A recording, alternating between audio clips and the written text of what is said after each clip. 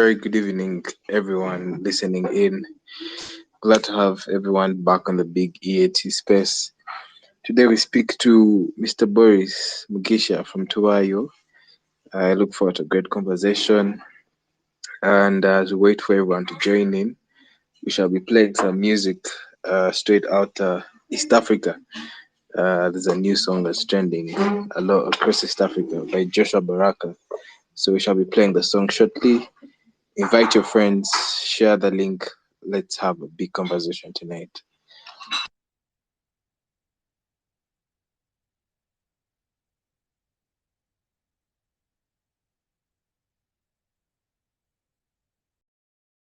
You ask one. You see them girl are beauty.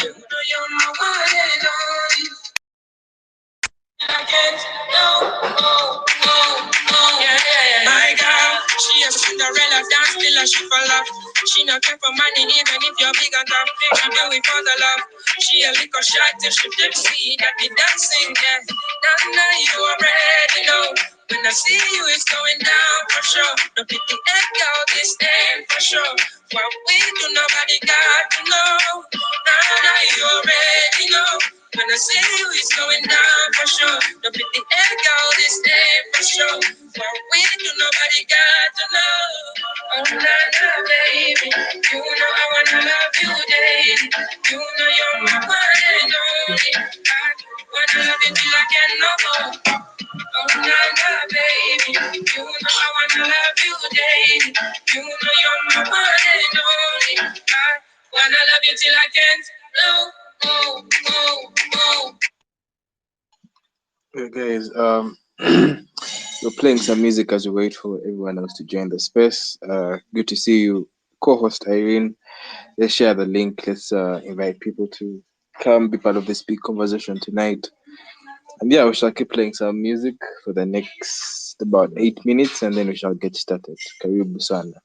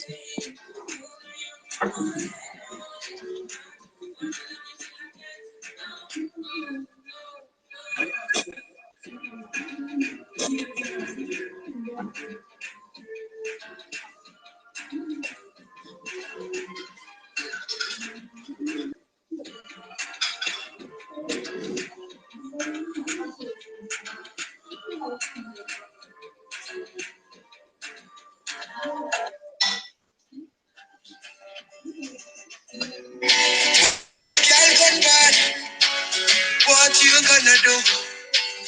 Run, go meet a dad. You know what I do? Well, this is how it's all. But the ranking one best. What's this? Love confession. She's a hot take. She might not have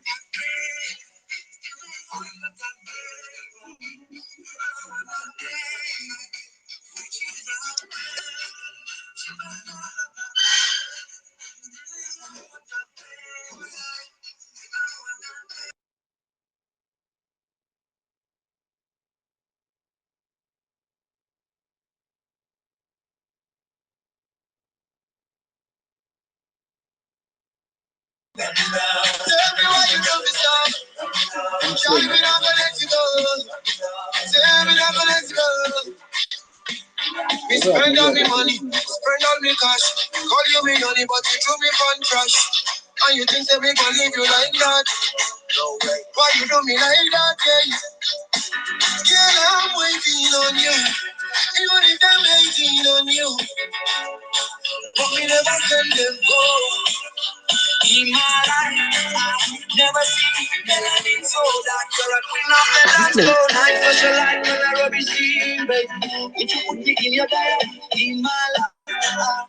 Yeah. Once again, good evening, everyone. We're starting the space in 5 minutes from now. Just waiting for our main speaker Boris to join the space. He's just about to reach home. I've talked to him, and you can go ahead, share the link, invite your friends. Let's have a big conversation tonight. And yeah, share the link, invite your friends, and I think in about 4 minutes we should be starting. We're playing some African jams, some East African jams, as we wait for everyone else to join in. Good to see everyone here. I see Bruno, I see Peter, I see the JR. I see that the network is really disturbing and Twitter can't seem to just take off the space. But let's just wait for Boris to join and the people that are joined, and then we just get started. Sorry about the technical issue.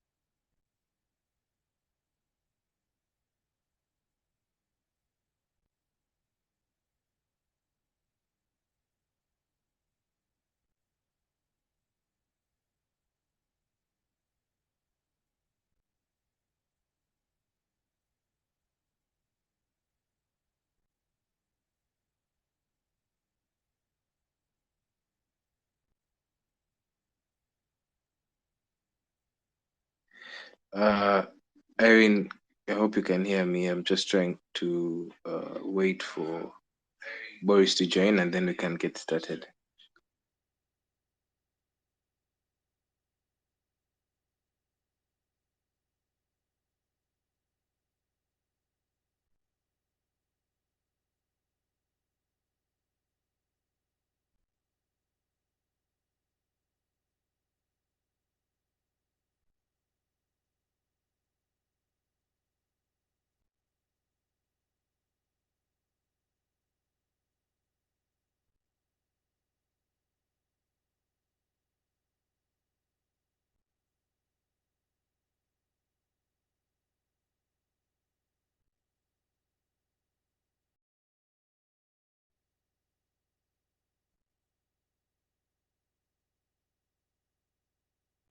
Okay, Barbara, thank you for joining, and Sarah, we're just waiting for Boris to join back the space and we shall get started. We got an issue with our former link. We got an issue with our old link, so we're going to use this link and we're going to be starting shortly.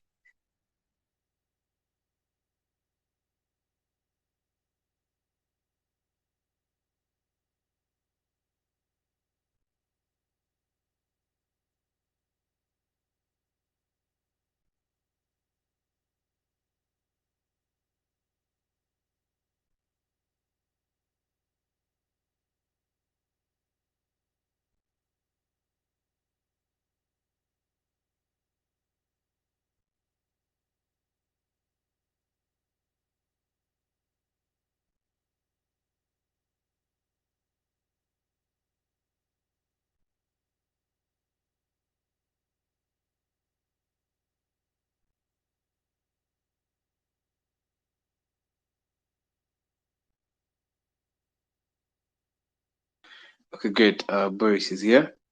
Let me make him speaker, then we just get started. Other people will join. This is a recorded space. Boris, I hope you can hear me. I'm trying to make you speaker. Boris, can you hear me? Yes, my brother, loud and clear. Kaka. Good, good. Glad to have you, Kaka. We've got an issue with the other link, but we are back. Mm, Nothing can hold us back. Let's move. nothing. Um, okay, so good evening, boys. Glad to have you on the space, Pleasure is and mine, brother. let's just dive in. First and foremost, take us through the journey of who Boris is. Who's Boris Mugisha? We are seeing you everywhere lately, not just with Tubayo, but I'll tell you one thing. We've had two speakers in this space, the EAT space, who have nominated you as one of the people they see that is inspiring fellow young people and is moving Africa. Ivan Chibuka nominated you, and I think also Collins Mbula Chalo. So people are wondering who Boris Mugisha is. Take us through who you are and how you got to, start doing Tuwayo and right now become the right now you are the C.O.O of Tuwayo. So just take us through who you are, and we shall start from there. Oh wow! First of all, that is so kind. For those gentlemen who I highly respect to say such, that is so kind of them. And we need such reminders to keep us going. Yeah. So my name is Mugisha Boris Nahabwe. Um, Born and raised in Uganda. Went through typically the normal education route that happens in Uganda. Wasn't so much exposed, which shaped some of my thinking that I had back then. I went to really great schools, so that started to show me that there's actually great people that are in my country. Uh, but still, it didn't really transform me because I still had the same ambitions of do school, and after school join the government, work for the government, and that was my success point. It hurts me when I when I think of that. Yeah, so I did a bachelor's in business administration at university. I majored in accounting, though the accounting paper I did in my third year, that was the final piece of accounting I ever did. The accounting now that I do is just to make sure that I have a report for our head of accounting at Tubayo. But otherwise, that was the last bit of accounting I ever did. Um, I found myself doing accounting because it seemed fancy, and yet my body and soul belonged to marketing, which I did naturally. That came naturally for me because of the experience growing up of my mother involving me in house in the businesses that she was running to sell the product for me to earn, for us to earn money that we could use to do the things we wanted, like maybe pay for church camp or pay for DSTV, because like towards December there's so much football. Yeah, so I found myself doing entering Tubayo through the marketing perspective. My my founder of Tubayo, Brian, my CEO Brian, is the visionary even up to now, and me, I just tapped into the vision that Tubayo has and I used my marketing and sales skills to see its growth. So I entered through the marketing, and the university at that time I was still at MOBS, and it played a great part in this whole tour that people are seeing now because of the number of friends that we had that we used to influence for Tubayo indirectly, by them posting about Tubayo on their statuses, just sharing about Tubayo on their WhatsApp, even on their Instagrams and things like that, which led us to be known. And then later, we grew a team, and I saw myself leading that function of that function of the organization that makes sure that all the departments are working are working the right way to enable us achieve the vision and mission that we want. Yes, so that's how I am here now, finding myself in the most interesting department of the organization called operations. It's crazy, but yeah, we keep going. Yeah. Really great to hear that, and really does give us the insight. And from what you shared, I think my next question comes: what keeps you going doing Tuvayo? You talk about how you got into Tuvayo as you shared Mm. earlier, but you guys seem to be doing a lot of work, and as the person who handles operations, it means that you're always on your feet and you're always pushing marketing and all these things. But what wakes you up every morning and what keeps you going, especially knowing that Tubayo is moving Mm. from being a startup? Oh yeah. Very wonderful question, and I think it's very important to get to know what actually keeps everyone going, especially if you are part of something that is just starting out. I would like to recognize the presence of my CEO, Namanya Brian, and then Sarah. Sarah is our head of customers at Tubayo, a very important lady to us. And then there's a special person on this space called Barbara. Barbara doesn't know that she was the first person I ever hosted on a Tuvayo experience. Like, um, she used to come back from South Africa during the holiday, and she used to ask for like, hey, what things are there to be done? And I remember I told her that we could try out the amusement park, and she agreed. Yeah, so she was the very first person I ever hosted on like something to do with an experience that someone can pay for and then you take them around. Yeah, though there it was still really informal. Yeah. Anyway, back to what you asked. The part of what keeps us going, and we seem like we are doing too much work. I think we are doing the Lord's work. Today, I saw the president commissioning a Huawei project that is going to create digital access to over 10,000 people in the next 3 years.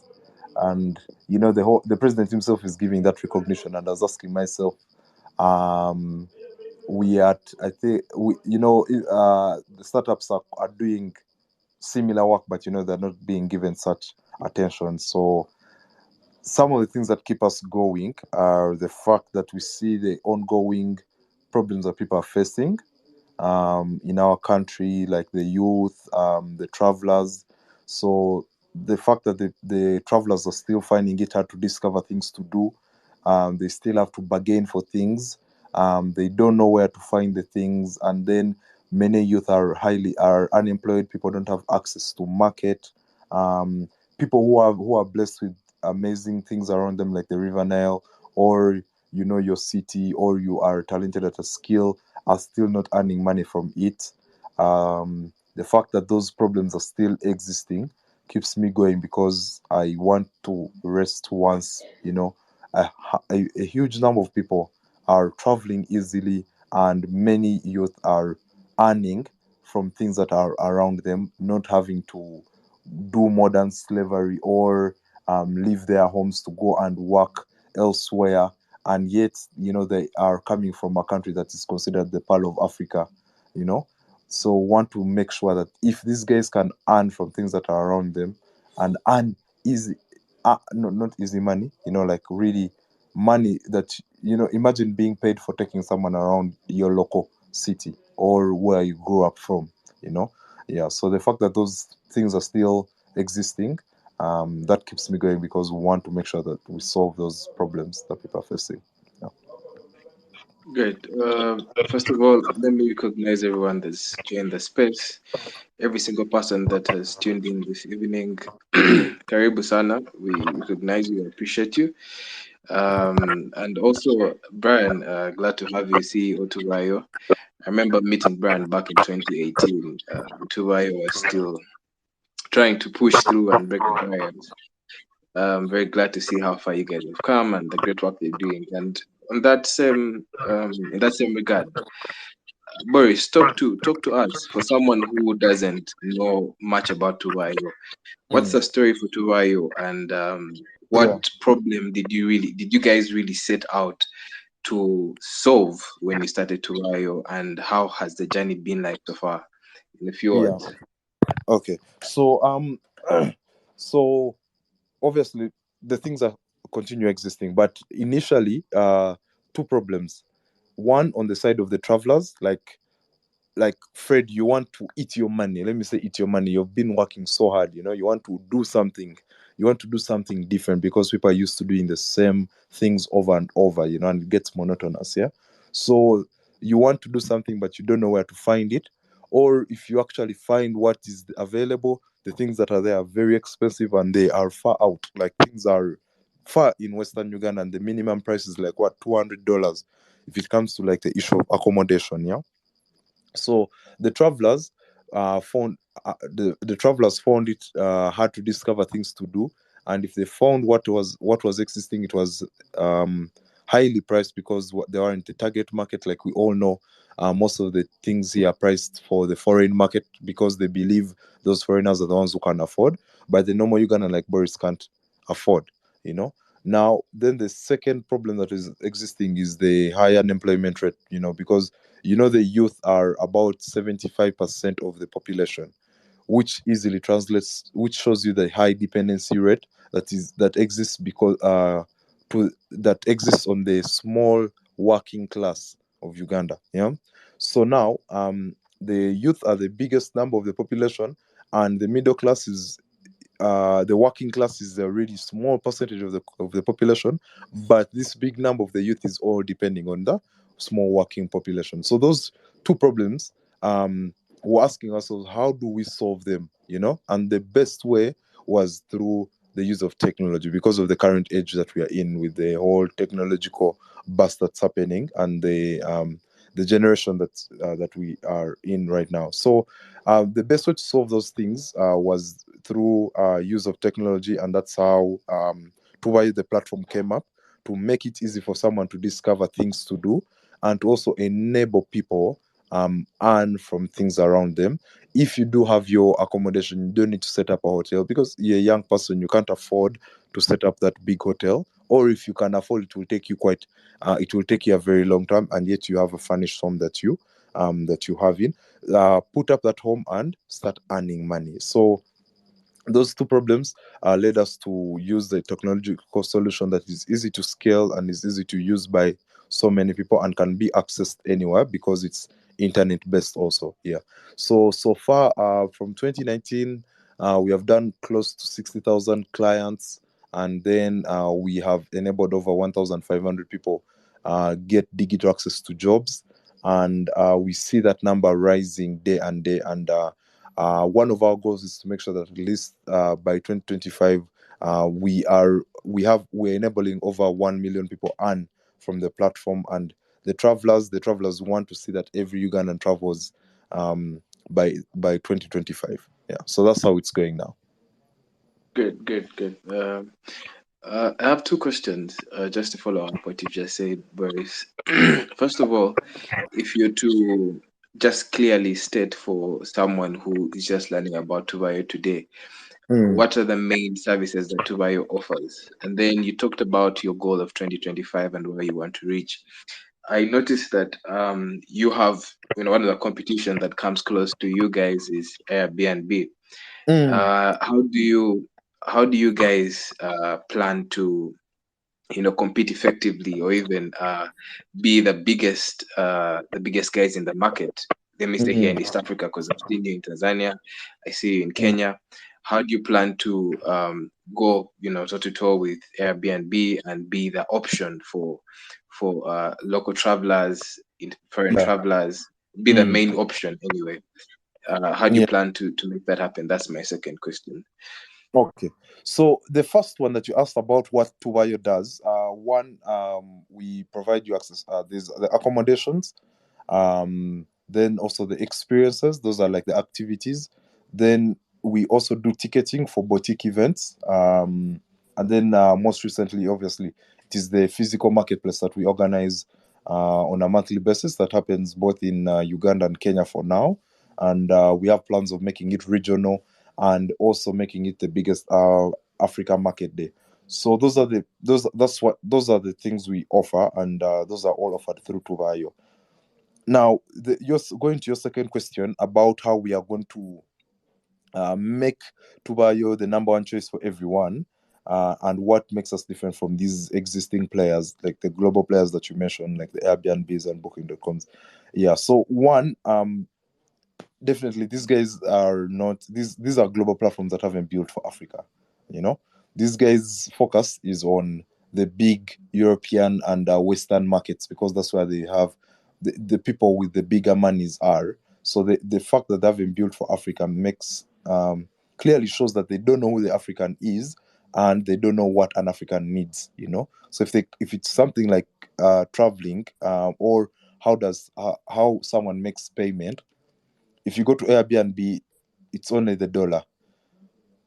Many youth here, I don't know, you personally, I only use my bank if I'm paying for something that's really big, but other than that, everything is going to go through my mobile money, so we have built Tubayo with the African in mind, because we understand the African more. We are one of us, yeah, so we know the things that an African wants to see, or how an African wants to pay for something, yeah. Then, thirdly, is the point of the personal touch that comes with Tubayo, that these other platforms don't offer you. If anything happened to you and you had booked through those platforms, trust me, I can put my money. You cannot make a physical phone call to any of those platforms, yeah. But for Tubayo, in all the countries that we are operating in, there's someone who you can access in case anything happens, or if you've made a booking. We have a customer service team that is there to call in and just say thank you, and seeing how the market, the behavior characteristics of this market that we're operating in. We all know how East Africans like to call in before they make bookings. They want to call in for assurance before they make any payments for anything. Yeah, with these platforms, there's no active number that you can call, but with Tubayo, there's an active number you can call. Yes, someone may argue that it's not scalable, but you have to understand that if you're serving in a certain market, there are things that you have to do as you penetrate for them to start to trust you. Yeah.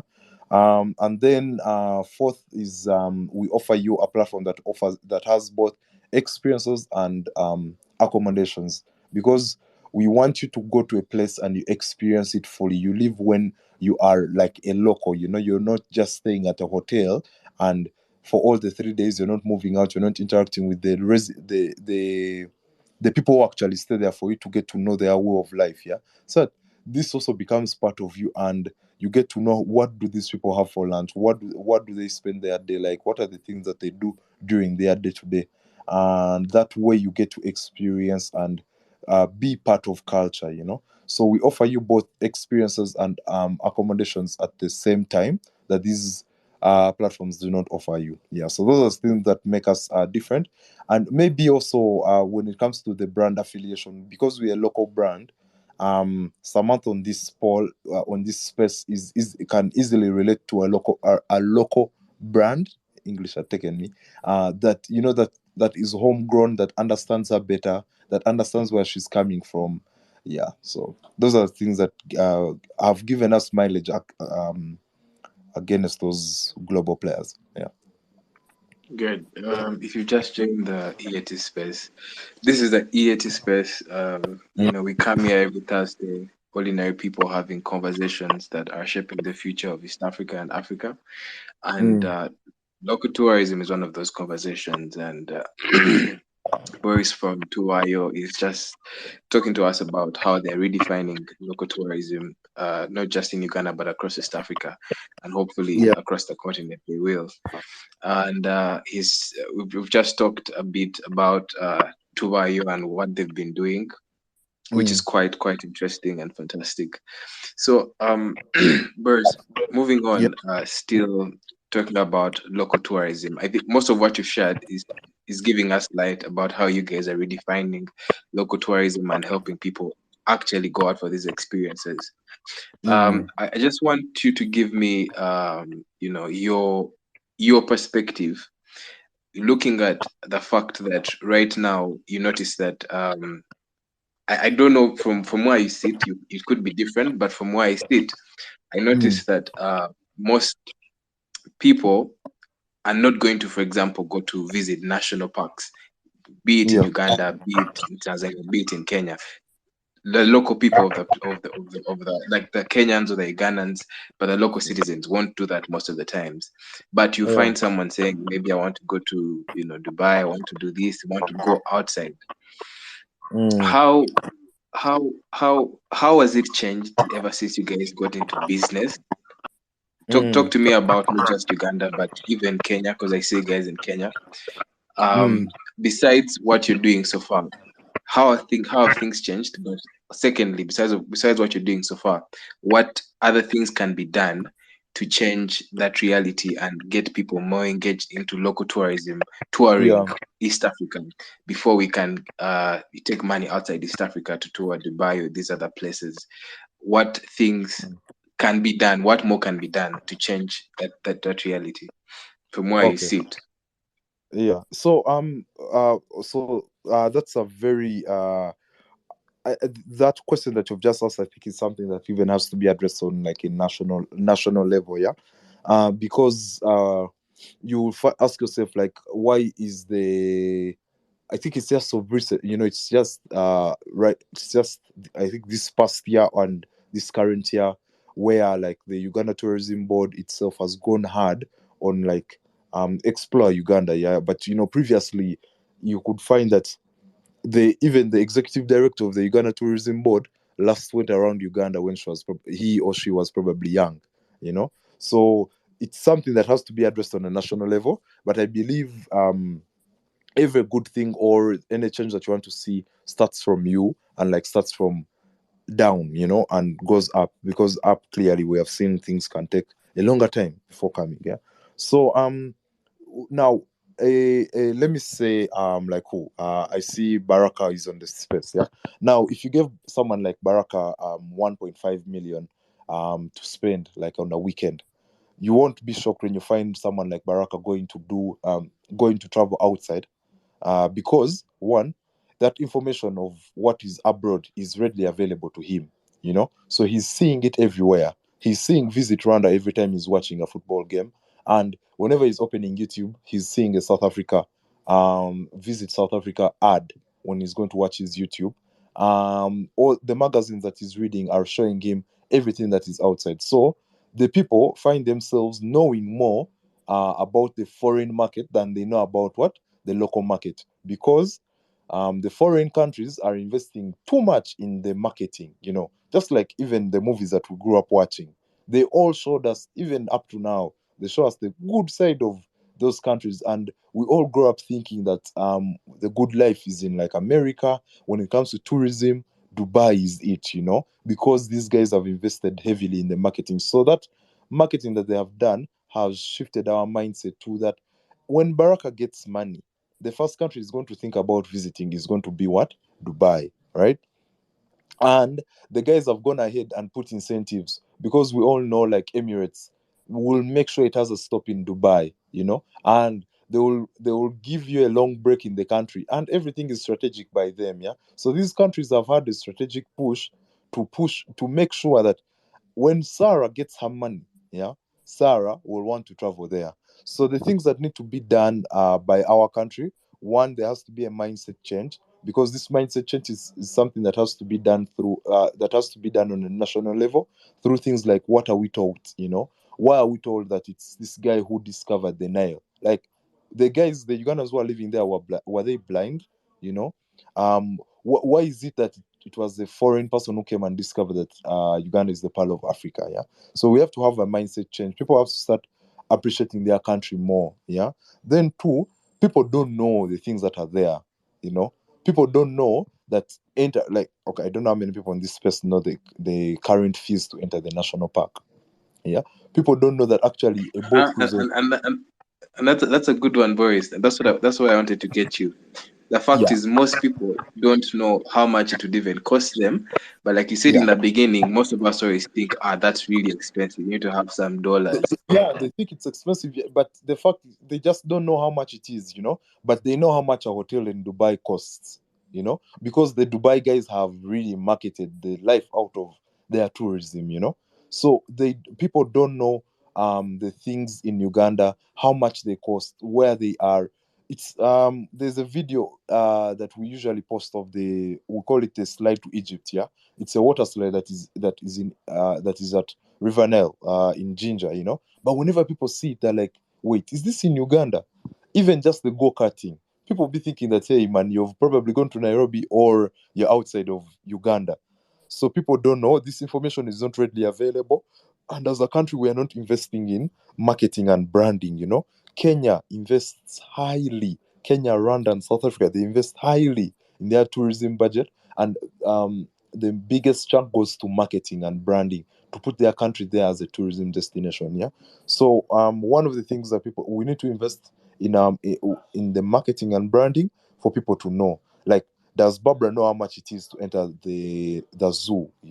And then she stays in Kampala, but there's people in Entebbe that don't know that the zoo for Ugandan it's just 10,000 Uganda shillings. Yeah. So I believe once information is readily available and things like marketing are invested in, and we have mindset change, because to be honest, if you don't love your country, you're not going to want to explore it. You won't be able to take that drive or that bus to Western Uganda to go and do the gorilla trekking. Yeah, it's heavily discounted for a Ugandan. Yeah. Yeah, so mindset change is key. Then the incentives include marketing and branding, then supporting like if it's tourism, the startups that are existing there. But tourism has a lot of there's a lot of people in the chain that like, is the transport service, is there like a discounted price if you want to go and tour Western Uganda, something like that. So those are some of the incentives that needs to be done, and then information needs to be readily available. Yeah. Great, great. Okay, thank you. So Boris, Yeah. we were here in 2020. We were Mm. chilling, New Year, and 2020. high hopes, right? And Yeah. then we woke up to COVID. COVID hit. Mm. As a tourism company, which clearly you guys have to move people, accommodations, and all that. How are Yeah. you? How are you guys able, as to get through that pandemic? And through the pandemic, what things have you guys done differently from then? And Mm.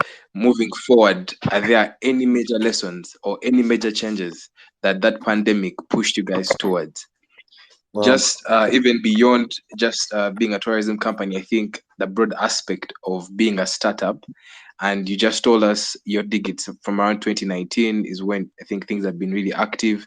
And then I'm just thinking about 2020 coming, and the pandemic happened. To talk to us about that. very good question. So the pandemic, my goodness, the pandemic, that one hit everyone. So it's not like it was unique to us in the tourism industry, but definitely the magnitude of being affected was high to the tourism industry, manufacturing. Um, I think it was manufacturing and no, manufacturing, tourism, and this export and importation business, yeah, that were greatly affected. I'm speaking for Uganda's case. So now when it comes to tourism, because that's the industry that we're in, I'll speak from that, because that's where we have been in and that's where we have gained experience from.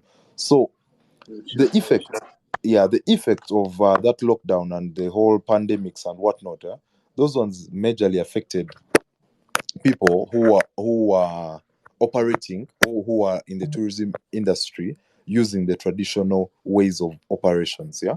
Why I say that is because the model that we use, this model of use an online platform, like, actually Fred doesn't need to even see me to book. You don't need to have my contact, you just need to go to the platform and find out what things are near you. Like, if you stay in Chanja or if you stay in Arusha, you're able to see that, okay, I have a place, there's the Tubayo home that's around me, or there's that man-made lake that I can visit in the afternoon, and it's in Arusha, and this is the price, and I can use my mobile money to pay for it. Yeah.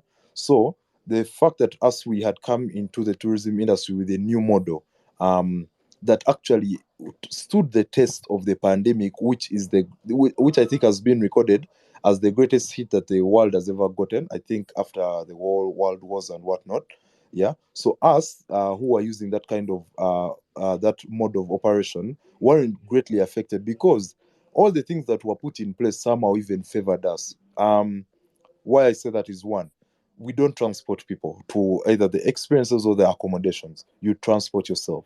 You remember the pandemic said a car cannot have more than two people, can't have more than five people, whatnot, and you can't move out from a certain radius within your current location. Yeah, you remember those measures that were put in. Yeah, Tubayo's mandate was to make sure someone like someone like Joan can discover the things that are around them. Yeah, you can discover that instead of going to the hotel that is far in Western Uganda, there is actually an accommodation that is next to you. Yeah, so the model that we came into the market with was able to stand the test of things like the pandemic because because of the way we're operating and the things that we're pushing for, clearly showed that these things, the things that the way we want people to travel now, even with the amidst the pandemic, you could actually go ahead and travel. Yeah, I don't know if that answers you. Yeah. uh, quite interesting the answer you gave. But as we talk about the pandemic and you've told us how you guys moved through that, I think we can now go to more of the startups, and I think Yeah. we can start with the marketplace which you told us about earlier on. Uh, And when we look at the marketplace, it's a really fantastic thing you guys are doing, bringing together Thank you. startups and small scale businesses. Um, and we're going to talk about the role of community building in that. But as we go there, um, Mm, you deal with a lot of startups, and I'm sure that even when you guys are organizing the market day, these conversations are always moving around. But I would like to know, many young people today struggle with funding, especially here. I'm sure you know what I mean clearly.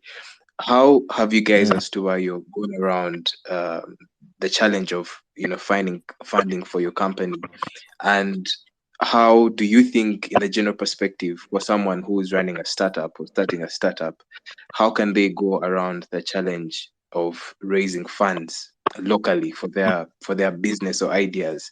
Because again, Tubayo for me is it's something revolutionary. You guys, like you told us about the pandemic, it didn't hit you guys so much because you had already come up with a model which is mm, in many ways not the conventional stuff we're used to, yeah, which means that Tubayo is an innovation, is something new. So I'm thinking about other guys, maybe in the tourism sector or other sectors, especially the kind of guys you get, the kind of businesses and startups that you interface with during the market mm. day.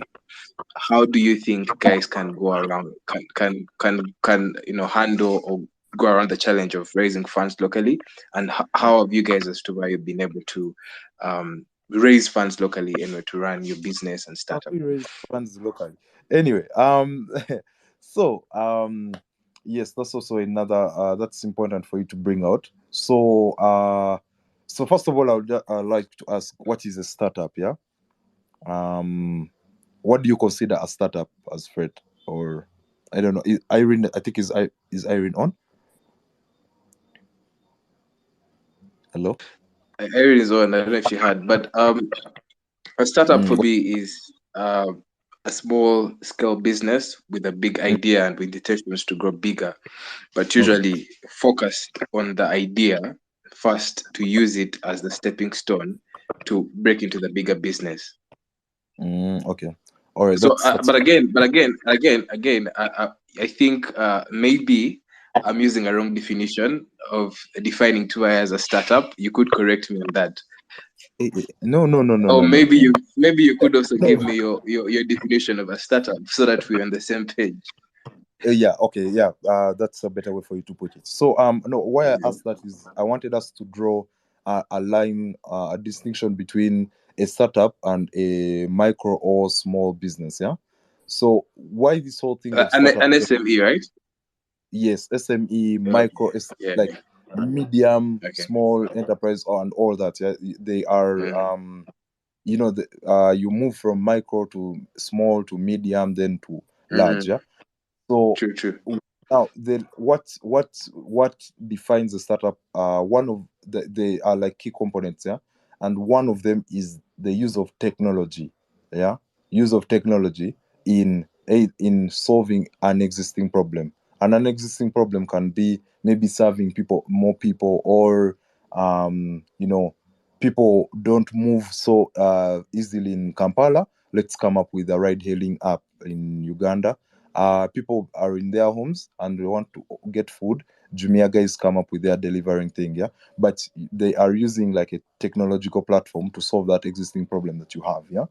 Then you'll find that a small business or traditional business is one that is not heavily using the technological aspect, yeah, but is just doing what would say be, is what has been known as business, like get this item, sell it, or offer this service and then you sell it, but there's no um intermediary of like a tech platform that is being used, yeah.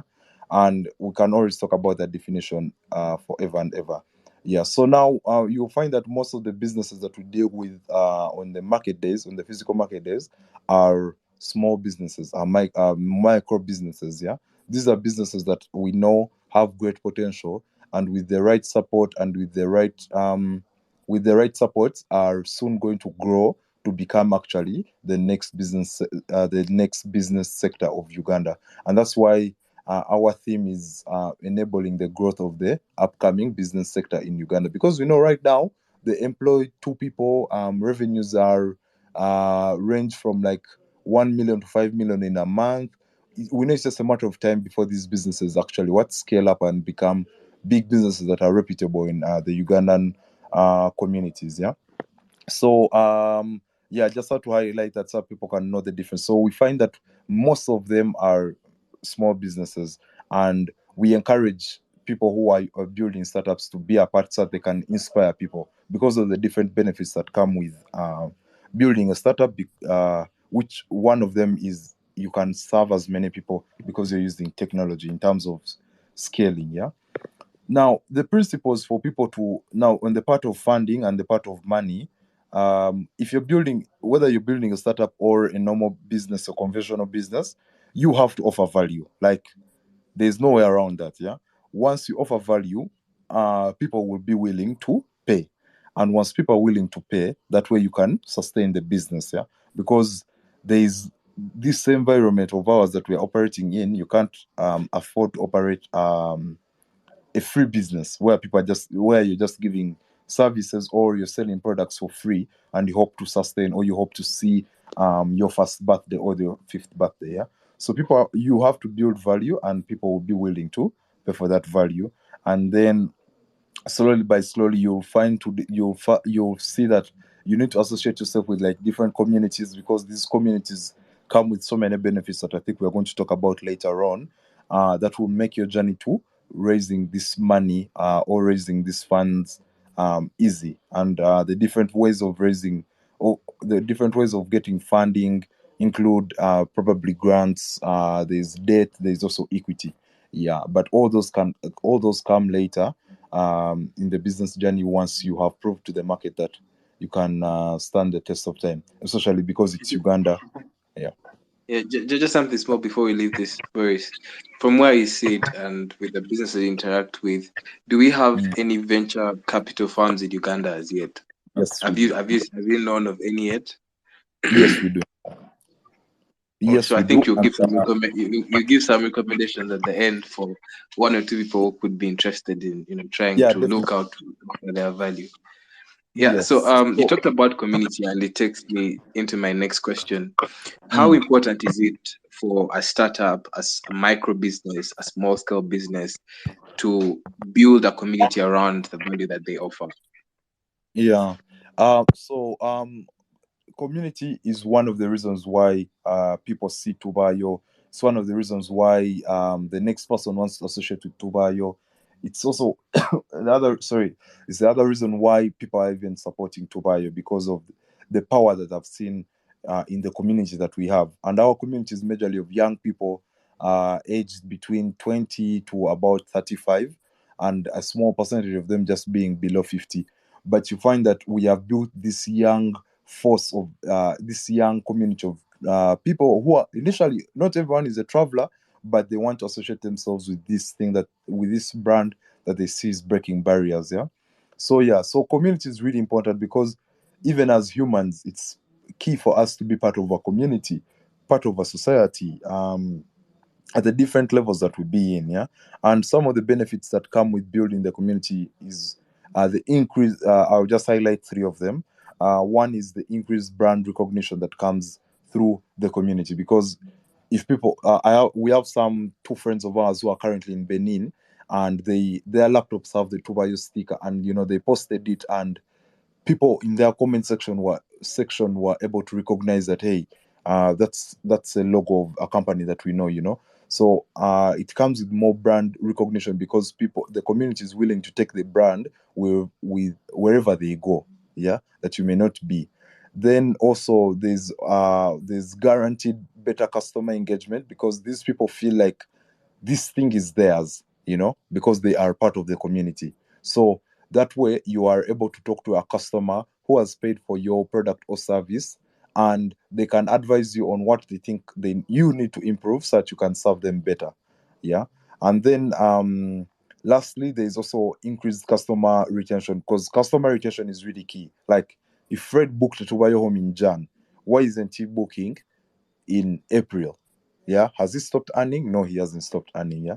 So it's through community that you are able to keep these people. You're able to keep them using your products, because once they have that community attachment, they feel like the, the company stops being yours as the founder and co-founder, because they know they can contribute. They can tell you that, hey, I organize events, and I think you guys, because of the numbers that you have, you can help me grow my event. So if it's possible, can you guys do ticketing on your event? And that's how even we came up with the ticketing, because of the community that we're having, that has many people who are doing different things, and they see that they can, what you've built can also help them succeed. Yeah. So yeah, those are some of the benefits of community, and it just makes it easy to even lobby for things, lobby for policy. The Innovation Village is pushing for the Startup Act, and there's really huge steps that they have taken. And because you're part of such a community, you're going to be involved in the formulation of that policy. And if there are any benefits that will come with it, like better policy for startups, you will be the first people to receive them. Yeah. Good. I have now two questions. I had one, but you talked about something that just got one more question in my mind. Though I would want to remind the audience, this is a conversation for all of us, not just me and Boris talking, and probably boring you guys. You can get involved. You can ask a question or share something. So Boris, just wanted to ask.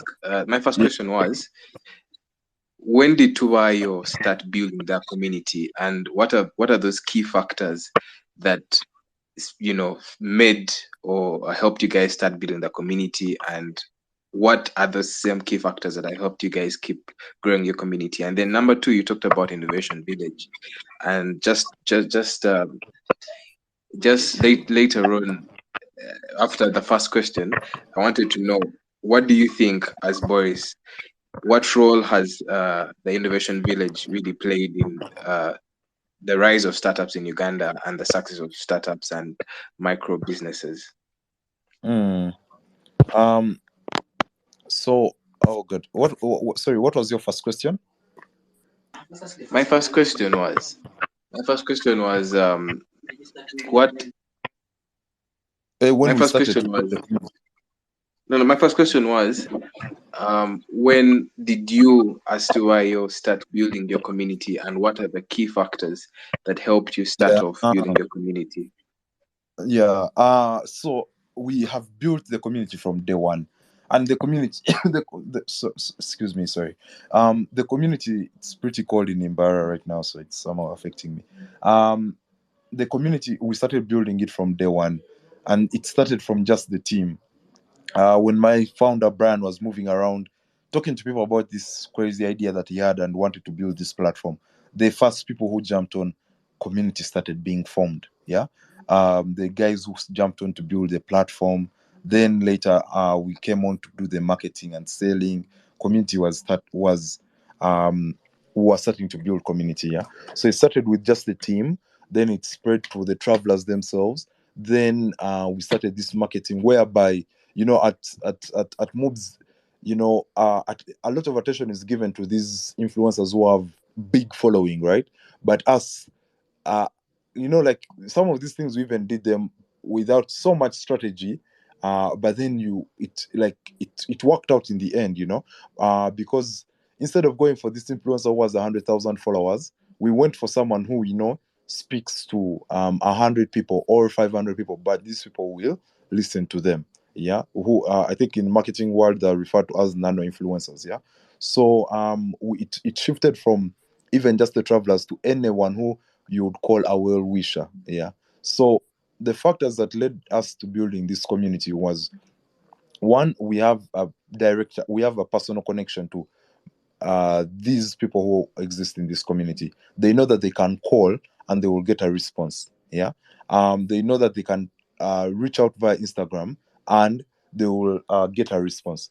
And then the other thing is we listen to them. Yeah. Because people, everyone knows that they have their opinion matters when it comes to the way Tubayo should run. Yeah. Because you'll find that they will, like, things like the market day, they come in and tell you that, hey, I think if we did this, it would bring the day out better. And when they come back and they see that being done, they feel valued. Yeah.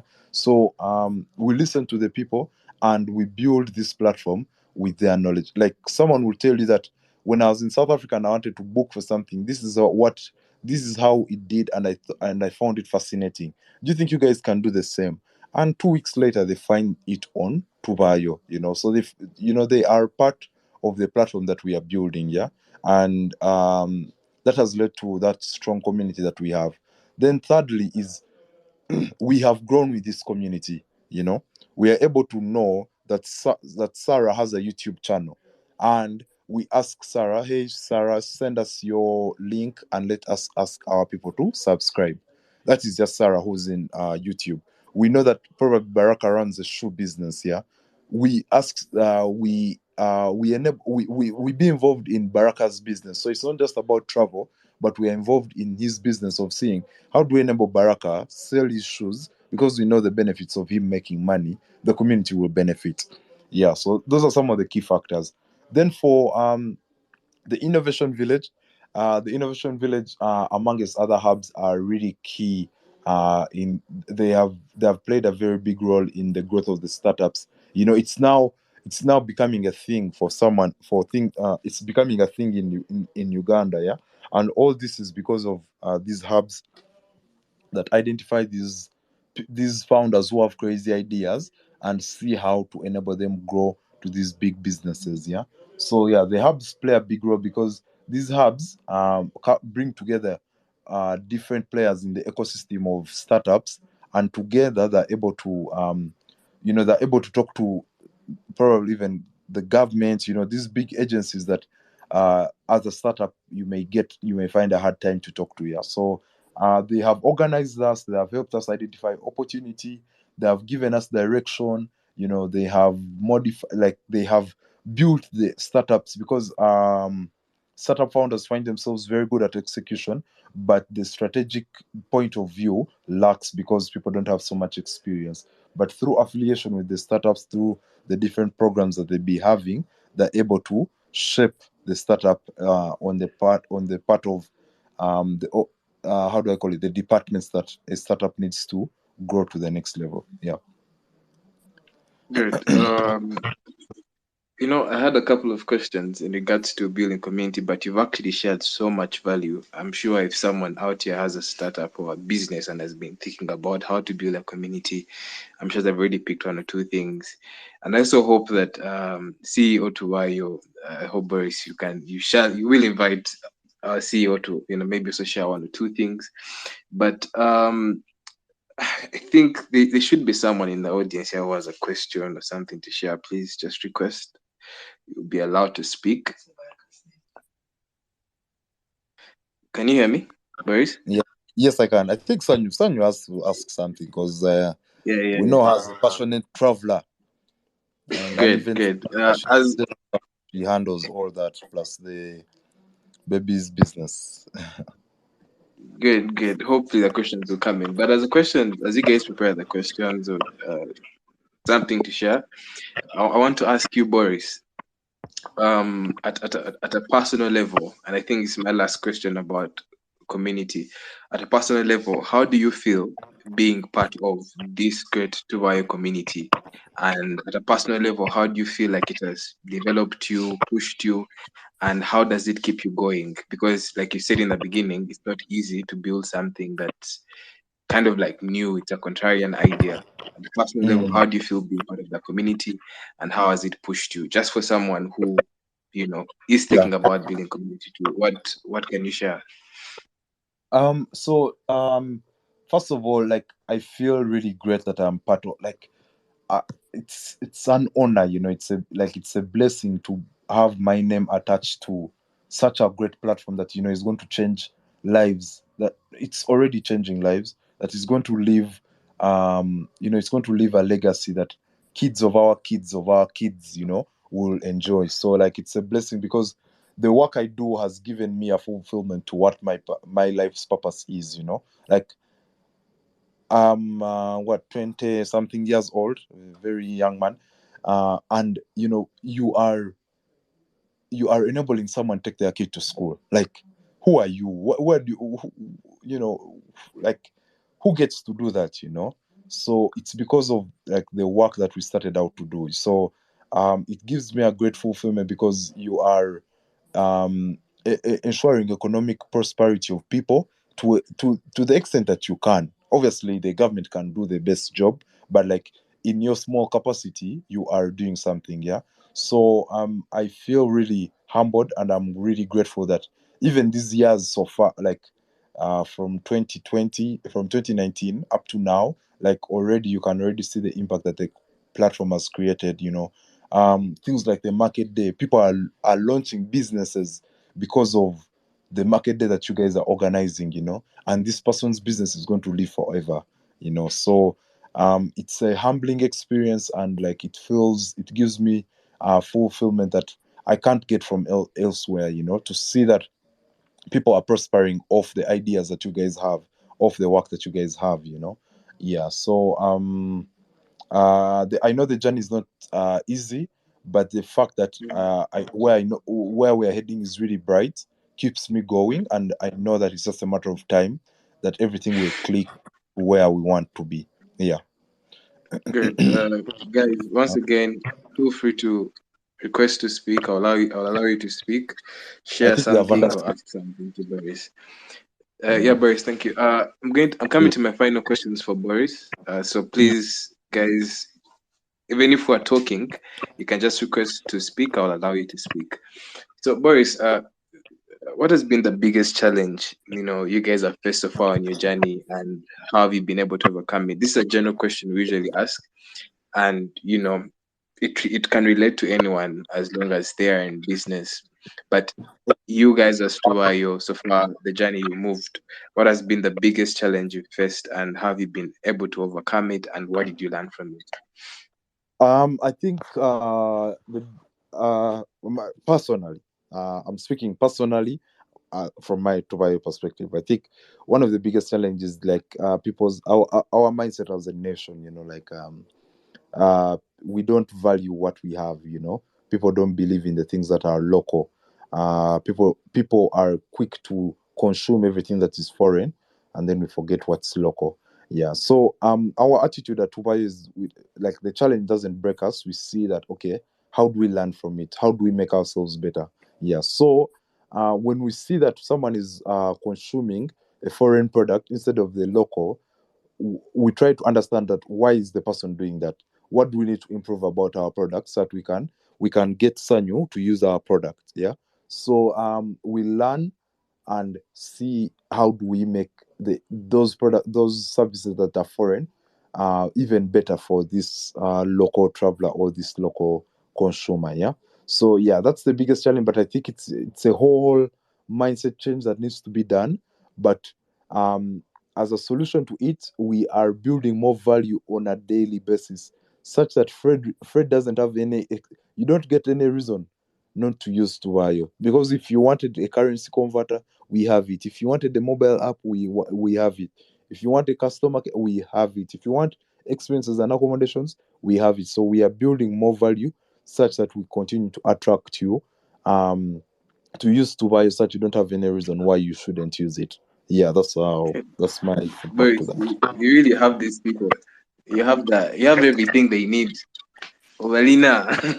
Bro, Anyway, people want so cars. People want to buy. Someone today told me that you people should add um the cars option. Like someone should, yeah, like it's crazy. But the thing is, we are building, and that's the beauty with us. Like if we see that people this is actually needed, before you know it, man, it could come. Yeah. So. good, good. Mm. So I'm getting into the culture questions. One of the culture questions we have here is we celebrate Africans moving Africa. So from where you sit as Boris, Mm. who's that one African? Could be Ugandan, East African, any African you know around the continent that you feel is moving Africa through their work, through their impact. Just one person you celebrate. Very tough question. I may be killed for not saying someone. Ah, okay, that's really tight for me, honestly. It's like asking me what my best song is from Uganda. Man, people are doing amazing work. There's a bunch of so many startups, that are doing Mm. crazy work. So yeah, it's hard for me to narrow down to just one person. Yeah, yeah, I know that's cliche, Okay. but to be honest, because I have like so many close relationships with so many founders in Uganda on the Mm. Ugandan scene. So yeah, I find it very Mm. unfair to just pinpoint one. Yeah, Okay, okay. Then the other yeah. question we always have here is, you're doing a lot of work. You have so much energy, Thank you so like much. it can be seen even in your profile. But Ah, what's so far with the work that you're doing and pushing forward? What's one of the biggest impacts you want to be known for as Boris Mugisha? ah.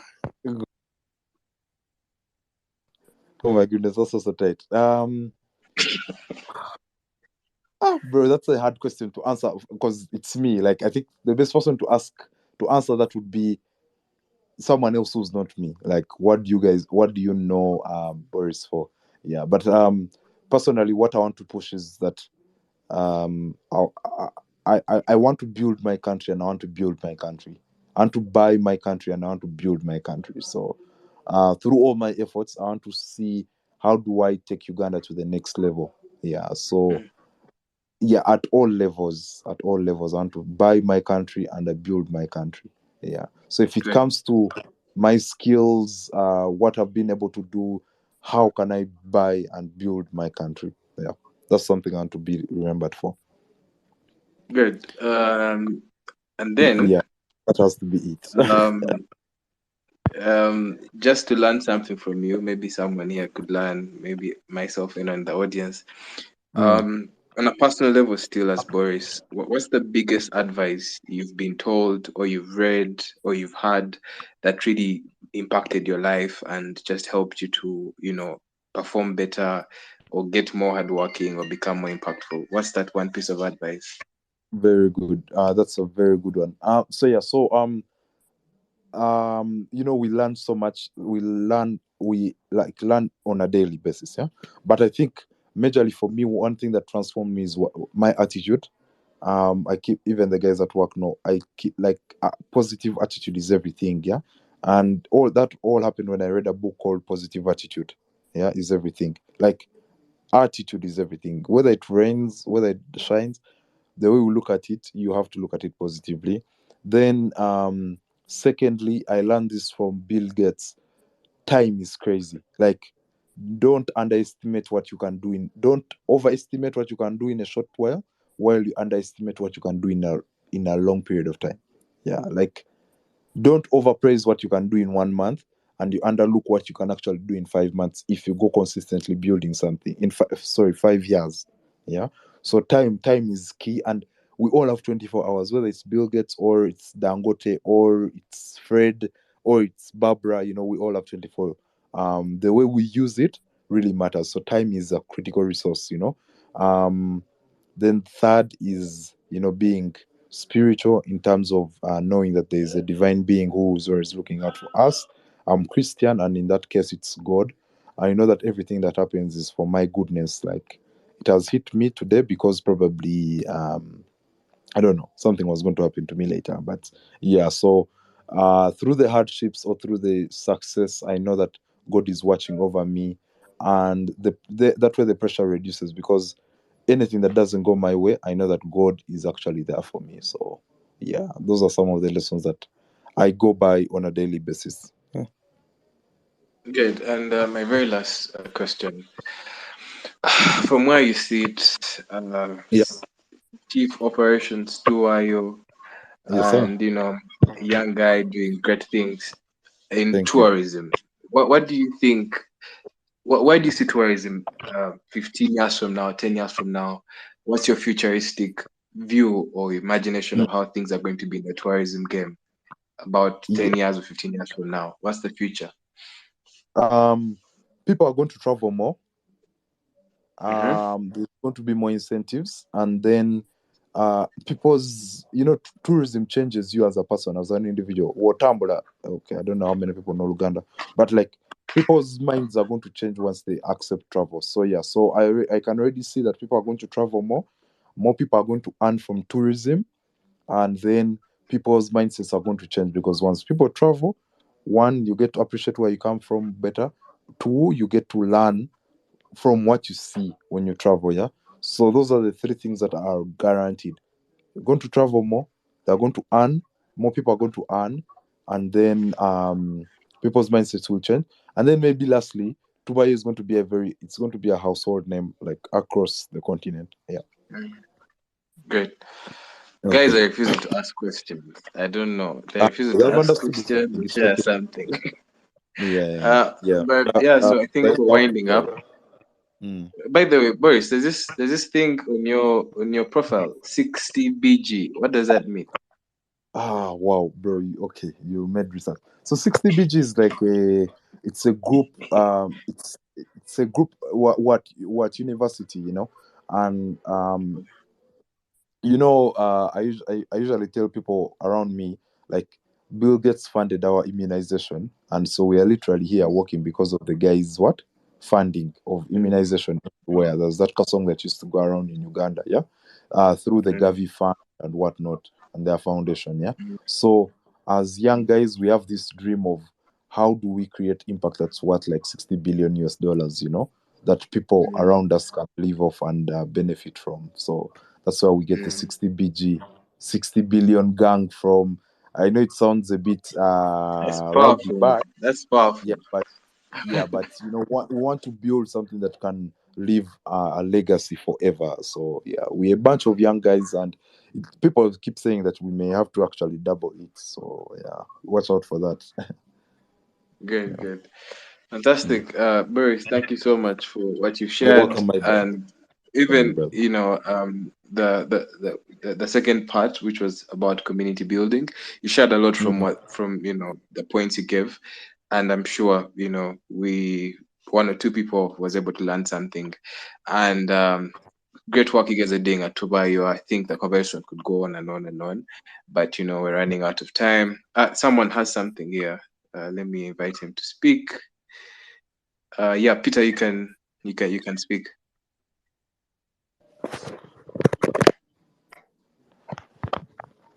Ah, I don't know.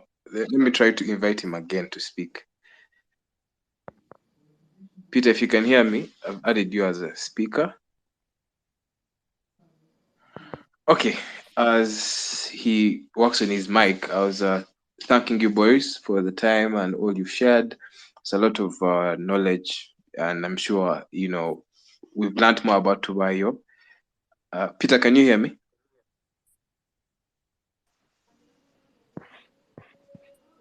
Can you hear me? Peter, can you hear me? Yes, I can. Can you hear me? Yeah, we can hear you. Yeah, so great presentation. I think I'm falling in love with the two of you. So my question is simple. Why should I choose Tubayo? What makes Tubayo so special? I should really choose. Mm. I don't know. Probably it was answered, and maybe I wasn't online at the moment, but it's just all I would want to hear right now. Okay, thank you so much, Peter, for your question. Yeah, so why you should use Tubayo it's been built by your fellow brothers and sisters. And then two, it's a platform that's enabling more people in Africa or Uganda and from an industry that we have been blessed with, that has previously been have like whose earning has previously been in small hands. So if the problem of unemployment doesn't sit well with you, you should use the platform like Tubayo because it's solving that existing problem. Yeah. So yeah, briefly, those are some of the reasons why you should use Tubayo. Yeah. Yeah, sure. Thank you. Thank you. All right. Okay. All right. So I don't know if Fred is still on, but I would like to thank you guys so much for being on. Thank you so much, my brother Fred. I met Fred in Arusha, I think last year. Really great guy. I wish you so much luck with the movement that you're running, and we need more people like you to wake up the whole generation in Africa. So yes, I don't know, Irene. I beg to depart because I have to go and take some medication for this flu and cough that I have. Yeah, but you'll allow me excuse myself, please.